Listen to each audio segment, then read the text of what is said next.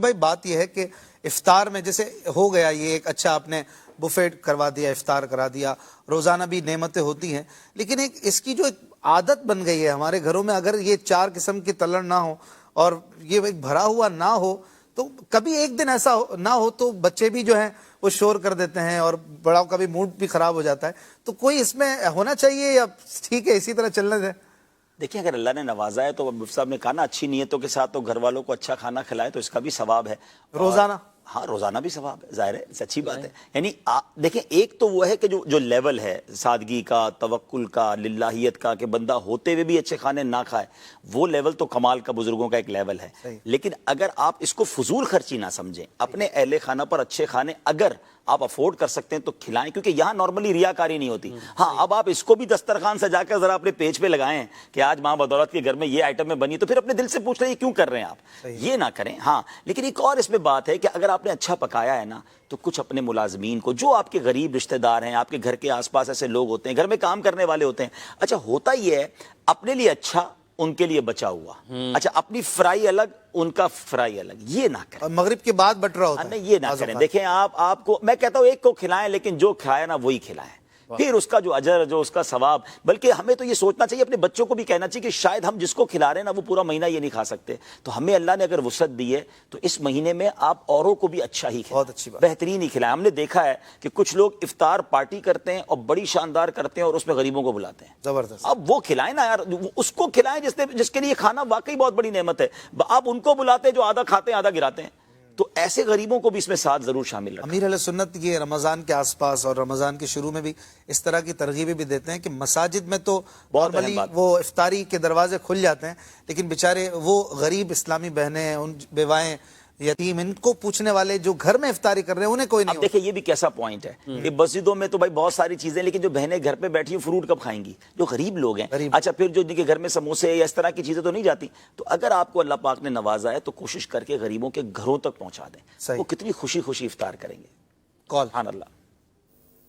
ماشاء اللہ سہیل اشفاق بھائی، بہت ہی پیارا پروگرام آپ لے کر آئے ہیں. اللہ پاک آپ کو شاد و آباد رکھے. اب حبیب بھائی سے عرض ہے، آج کل لوگ آن لائن شاپنگ جو ہے وہ زیادہ کرتے ہیں، تو ایسا لگتا ہے کہ آن لائن شاپنگ میں لوگ فضول خرچی بھی زیادہ کر رہے ہوتے ہیں. جو بھی چیز اچھی لگتی ہے لوگ آرڈر پر آرڈر کرتے چلے جا رہے ہوتے ہیں. تو آپ اس حوالے سے کچھ مدنی پھول ارشاد فرمائیں کہ ہم آن لائن شاپنگ میں فضول خرچی سے کیسے بچ سکتے ہیں، کچھ اس حوالے سے ارشاد فرما دیں. اور یہ بھی مدنی پھول ارشاد فرمائیں کہ ہمیں کوئی بھی چیز اچھی لگے تو کیا ہمیں اس کو آرڈر کر کے بائی کر لینا چاہیے، یا ہمیں یہ بھی دیکھنا چاہیے کہ ہمیں اس چیز کی کتنی ضرورت ہے. کچھ اس حوالے سے ارشاد فرما دیں. تو مدینہ جزاک اللہ خیر. کھانے پینے کی چیزیں ہیں اور ایکسیسریز وغیرہ. اصل میں یہ آن لائن شاپنگ کا تو میرا خیر اتنا تجربہ نہیں، میں کم کرتا ہوں آن لائن شاپنگ. لیکن دیکھا یہ ہے کہ جو کرتے ہیں نا تو وہ دیکھ ہی رہے ہوتے ہیں، یہ بھی منگا لیتے ہیں، یہ بھی منگا لیتے ہیں، یہ بھی منگا لیتے ہیں، بعد میں پریشان ہو رہے ہوتے ہیں کہ اتنے ساری چیزیں منگوا لی.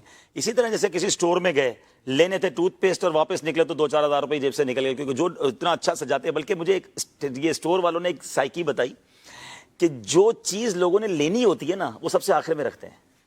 یہ ان کی پوری پلاننگ ہوتی ہے. اناج سب سے آخر میں آپ کو اناج ملے گا، پتہ ہے وہ لینا ہی لینا ہے. اچھا پیمپر بولے وہ ہم سب سے پیچھے رکھیں گے، بولے وہ لینے، یعنی جو روز مرہ کی چیزیں نا وہ آپ کو پیچھے ملیں گی، تاکہ وہ دیکھتا آئے کہ یار یہ بھی لے لوں یہ بھی لے لوں. اچھا جو زیادہ بکوانا ہوتا ہے اس کی باقاعدہ ان کی پلاننگ ہوتی ہے کہ یار یہ نظر میں زیادہ آئے گا، سامنے رکھیں گے. اچھا بچوں کی چیزیں آپ کو دیکھیں گے، آپ کاؤنٹر کے قریب ملیں گی کہ جاتے جاتے بچہ ضد کرے گا مجھے یہ بھی برابر، ہاں تو وہ کہے گا مجھے یہ چاہیے. پوری اس کی سائنس ہے، ٹھیک ہے نا. اچھا اب لوگ اس سائنس کے گرفتار ہو جاتے ہیں.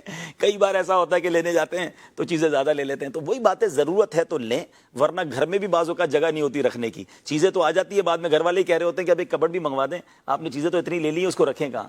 تو بہرحال احتیاط سے ہی گزارا کرنا چاہیے.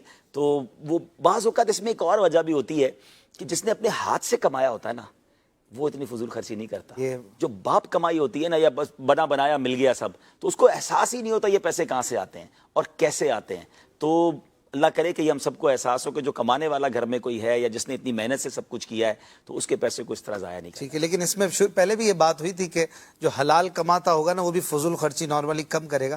لیکن اگر کوئی فضول خرچی کرتا ہو اس کو حرام، ہمیں اس کو یہ انگلی نہیں اٹھانی اس کی طرف کہ یہ اس نے حرام کمایا ہوگا. یہ ہے ویسے بڑی باریک لائن مفتی صاحب، ہم ہر چیز کو تو فضول خرچی میں نہیں لے جا سکتے نا. یہ مطلب ہم کسی کو کیسے کہہ دیں کہ یہ فضول خرچی. لیکن ایک وہ بندہ جو ہر مہینے کے اینڈ میں مقروض ہو جا رہا ہے، لیکن جیسے ہی سیلری آتی ہے وہ چلو بھائی گھومنے چلتے ہیں، چلو جھولے کھانا کھلانے لے جاؤ، چلو باہر کھانا کھلاتا ہوں. اس کو پتا ہے کہ یہ میں 5-10 ہزار کا کھانا کھلا دوں گا لیکن آخری 10 دن پریشان ہو جاؤں گا. اس کو تو اس کے لیے تو بے وقوفی ہے، اس کو تو اس کو بچانا ہے نا. بچت کرنی چاہیے. مزید کال.